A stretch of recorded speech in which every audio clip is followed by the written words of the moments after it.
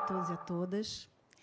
Eu inicio minha intervenção a partir de uma mudança de perspectiva da própria temática proposta para esse encontro. A cidade como espaço democrático? Percebam como só a entonação que pergunta, questiona, ao invés de afirmar, já traz à tona outras perspectivas, outros pontos de vista e, portanto, outras reflexões. O Leonardo Boff ele diz o seguinte: todo ponto de vista é a vista de um ponto. Para ele, a cabeça ela pensa a partir de onde os pés pisam. E, portanto, para compreender, é essencial conhecer o lugar social de quem olha. Então, nós precisamos lembrar também, de maneira semelhante, de Chimamanda Adichie, quando ela nos alerta para o perigo da história única.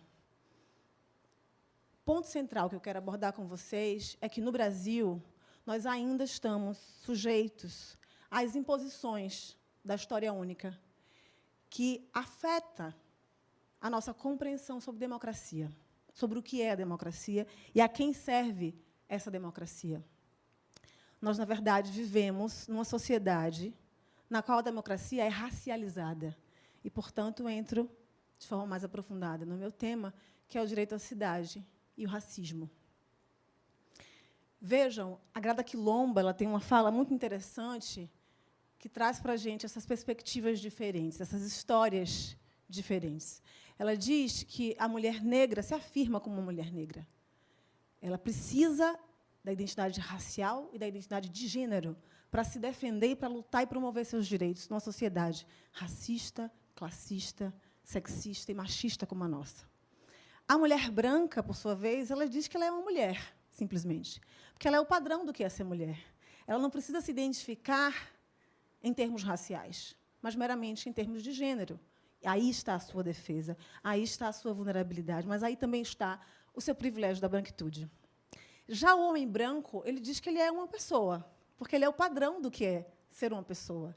Ou seja, ele não precisa se identificar nem racialmente e nem em termos de gênero, porque ele tem o privilégio da branquitude e o privilégio da masculinidade. Então, quando nós abordamos essa questão das perspectivas e das histórias, e não da história única, nós temos que pensar também na própria ciência do direito, porque essa exclusividade da branquitude ela também opera na ciência jurídica. Trago aqui 2 documentos fundamentais para que a gente reflita um pouquinho sobre isso. O primeiro documento que eu traria é a Declaração Universal dos Direitos Humanos, de 1948, que se refere, nos seus dispositivos, o tempo inteiro à pessoa humana. Toda pessoa humana tem direito a, todo ser humano tem direito a. Eu perguntaria, quem é essa pessoa humana? De quem nós estamos falando? Se nós lembrarmos que, em 1948, todos os países africanos colonizados ainda estavam sob o jugo colonial, não me parece que essa toda pessoa humana sejam os homens africanos e as mulheres africanas, colonizados e colonizadas. E nós consideramos esse documento um documento muito essencial, que pretende, pelo menos, universalizar direitos humanos. Em contrapartida, nós temos um outro documento muito mais antigo do que esse, que é a Constituição Haitiana, de 1805, que nós simplesmente apagamos da nossa história, que é uma história única, brancocêntrica e eurocêntrica.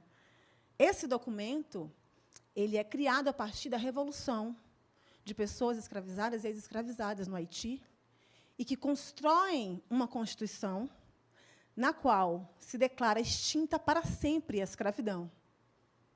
Vejam, foi muita ousadia do Haiti proclamar, declarar para si, pelos negros, para os negros, os princípios da Revolução Francesa. O Haiti paga por isso até hoje, é o país mais pobre do Ocidente. E nós não consideramos esse documento um documento de direitos humanos. Nós já estamos falando, sim, de racismo, da validação dos saberes, do que pode ou que não pode ser considerado saber válido, do que pode e que não pode ser considerado direitos humanos, do que entra e que não entra na concepção de democracia e, portanto, de espaço democrático, que também é a cidade. Voltando para o Brasil, trazendo essa perspectiva para a história brasileira, nós precisamos lançar luzes sobre alguns fatos históricos para compreender melhor o que eu estou dizendo. Vejam, a Lei Áurea, vamos partir da Lei Áurea, da lei que, com 2 artigos, declara extinta a escravidão no Brasil. O primeiro artigo, justamente com esse intento, declara extinta a escravidão no Brasil, e o segundo artigo revoga as disposições em contrário. Essa lei, ela não destina nenhum dispositivo para tratar do destino das pessoas recém-libertas. Nós fomos, literalmente, as pessoas negras nesse país, lançadas dos navios negreiros para as senzalas, das senzalas para os cortiços e favelas, dos cortiços e favelas para o encarceramento em massa e para o genocídio, atualmente. Na verdade, a gente está falando de uma história que segue em círculos. Seguimos, após a Lei Áurea, como se não bastasse essa sua omissão sobre o destino das pessoas libertas, com uma política de embranquecimento. E, quando eu falo numa política de embranquecimento, eu não estou me referindo apenas a um discurso político. Eu estou me referindo também à legislação brasileira sobre o assunto. Nós temos um decreto de 1890, 2 anos após a declaração da abolição da escravidão no Brasil, que proibia africanos e asiáticos de ingressarem no país, salvo com a autorização do Congresso Nacional. Nós temos a Constituição de 1934, já não estou falando mais de um passado tão distante, que pregava a educação eugênica.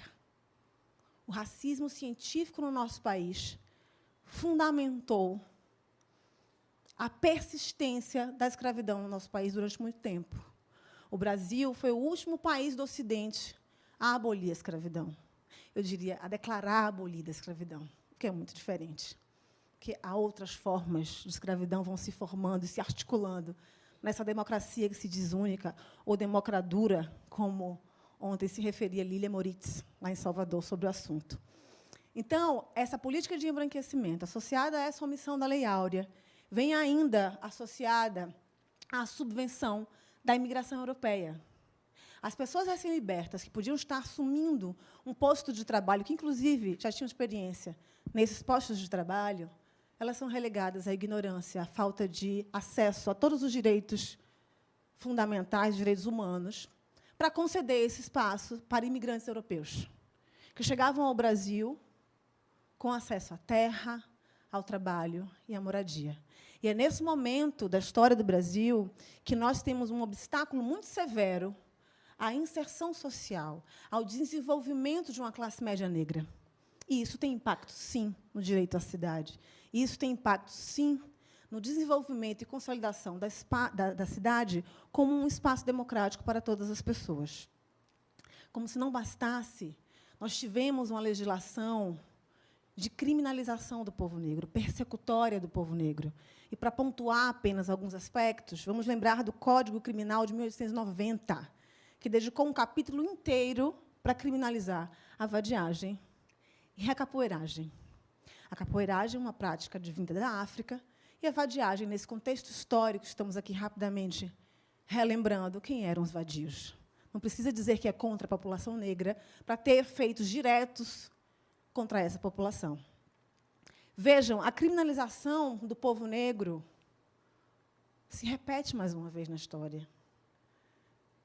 A quem serve a política antidrogas? Quem são as pessoas encarceradas pela política antidrogas? Nós temos dados da Defensoria Pública do Rio de Janeiro, por exemplo, que dá conta de que, em audiências de custódia, homens negros têm 32% a mais de chance de permanecerem presos do que homens brancos, mesmo que cometendo crimes da mesma natureza. Ou seja, de pouco adianta nós termos leis antirracistas e de promoção da igualdade racial, se, na prática, nós, operadores do direito, fazemos uma filtragem racial por meio da interpretação. E o racismo ele é estruturante das nossas relações. Ele está realmente institucionalizado, não só nas instituições públicas, como também nas instituições privadas. Isso não poderia resultar numa realidade diferente da que temos hoje, em termos raciais. A raça segue sendo um fator determinante no Brasil de todas as desigualdades. Todas. E nós estamos falando de 131 anos após a Lei Áurea. Vejam que todos os estados brasileiros possuem diferenças significativas entre a expectativa de vida de homens, pessoas negras e pessoas brancas, todos os estados brasileiros, conforme essa figura que vocês estão vendo. Além disso, o Atlas da Violência, de 2019, ele só traz para nós dados que reforçam tudo o que já sabemos. Se falamos em homicídios, as pessoas negras são as pessoas mais vitimadas. Se trazemos a intersecção de gênero, as mulheres negras também são as maiores vítimas de feminicídio, de mortalidade materna, de violência obstétrica. Se falarmos em mortalidade infantil, as crianças negras são as maiores vítimas. Então, uma discussão séria sobre democracia, sobre igualdade, precisa levar em consideração a questão racial. E eu diria mais que nós estamos falando, na verdade, não do genocídio da juventude negra, como de costume tratamos, mas do genocídio do povo negro, porque é um genocídio que nos afeta desde a infância, passa pela fase adulta, jovem, inclusive, afeta a nossa expectativa de vida, como eu mencionei agora há pouco. E se as cidades são realmente espaços democráticos, de que forma nós deveríamos aplicar essa noção de democracia? Para David Harvey, a cidade, o direito à cidade é muito mais que a liberdade individual para acessar os recursos urbanos. Ele é o direito de mudar a si mesmo e a mudar a própria cidade, por meio da mudança da própria cidade. E quais são os instrumentos que as pessoas negras, diante desse contexto, têm para participar dessas mudanças? O direito à cidade ele envolve o direito de ir e vir com igualdade. E nós sabemos, por exemplo, pela intervenção policial letal, que isso não se dá de forma igual para pessoas negras e brancas no nosso país. O direito à cidade se reflete no direito de participação igual nas decisões políticas que lhe afetam na cidade. E onde estão os parlamentares negros e negras para decidir sobre as demandas dessa população? Diz respeito também a acessar os serviços públicos e os espaços urbanos em condições de igualdade. Nós sabemos que isso também não se aplica à população negra de forma igualitária.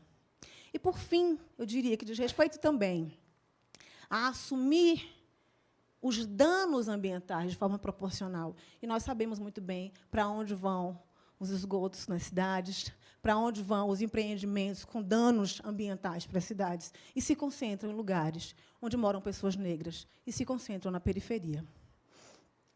Então, portanto, esse direito à cidade é um direito também à liberdade, mas uma liberdade sem medo que a cor da sua pele seja determinante da sua vida e da sua morte, sem medo de que a cor da sua pele seja determinante do gozo dos seus direitos fundamentais. E aí eu me pergunto, se nós começássemos a contar a história a partir da cultura e riqueza dos nossos povos originários brasileiros, e não a partir dos descobrimentos do genocida. E se nós tivéssemos tido chance de saber, nas escolas e na academia brancocêntrica e eurocêntrica do nosso país, que a África é o berço da humanidade, e o berço de ciências como a matemática, por exemplo, ao invés de só sabermos da escravização forçada em diáspora negra para as Américas.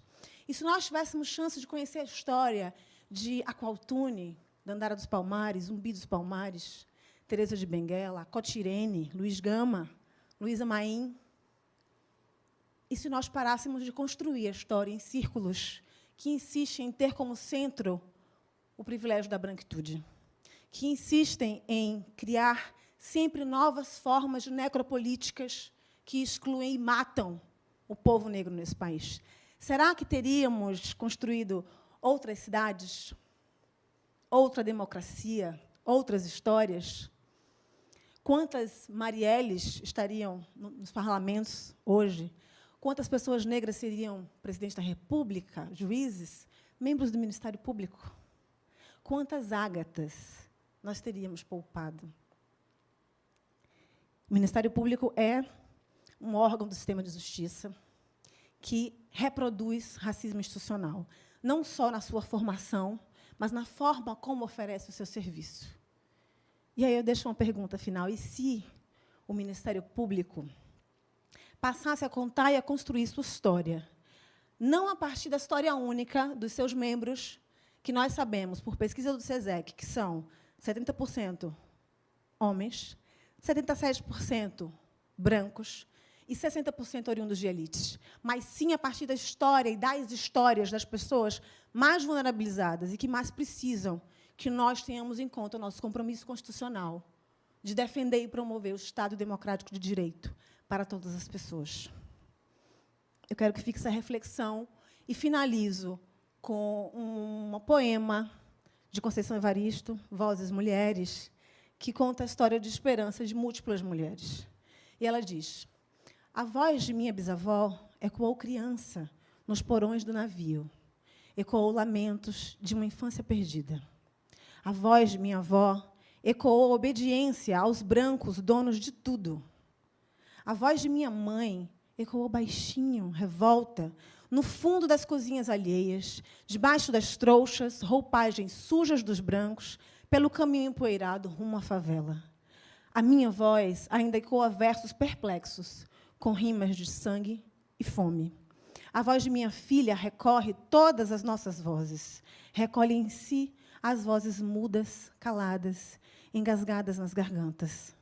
A voz de minha filha recolhe em si a fala e o ato, o ontem, o hoje, o agora. Na voz de minha filha se fará ouvir a ressonância, o eco da vida e liberdade. Obrigada.